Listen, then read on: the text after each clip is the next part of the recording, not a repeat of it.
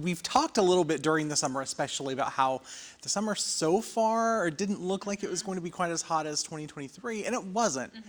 But boy, we made up for it in the fall. We did. I know everybody was kind of complaining. They're like, is it ever going to get cool? So, I mean, you were saying so far this year, Houston has had, its warmest year actually on record.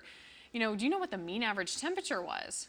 I do know that the mean average high temperature, at least during the fall, you see it right there, 87.5. So let's kind of backtrack just a little bit. When we're looking at 90-degree days, that's kind of the metric that we're using for the fall, because we don't see a lot of 100-degree days, mercifully. 41 90-degree days in 2024. Compare that to the average 20, so more than double that.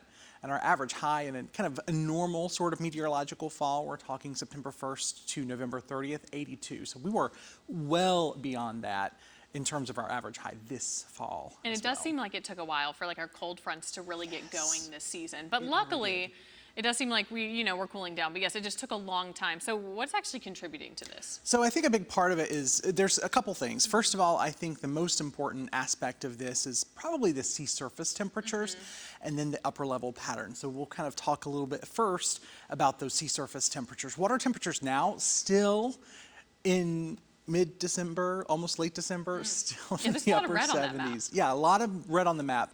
So just kind of to give you an idea, and I obviously know you know this, Rachel, but to give everyone watching an idea, 80 degrees is kind of that threshold when we're looking at tropical sort of impacts when we're looking at sea surface temperatures. Of course, as we get a little closer to the shelf, the continental shelf, it's a little cooler right off the upper Texas Gulf Coast. That's, of course, what you'd expect. But still, the fact that we're close to 80 degrees in December in terms of our water temperature, that has some very real-world impacts. And we're seeing those impacts earlier this week with the kind of mid-December heat wave that we've got.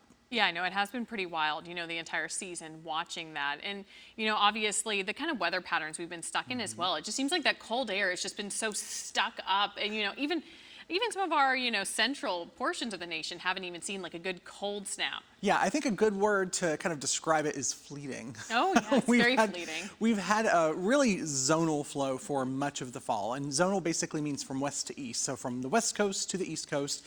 And we've not really seen any big incursions of substantial or lasting cold air.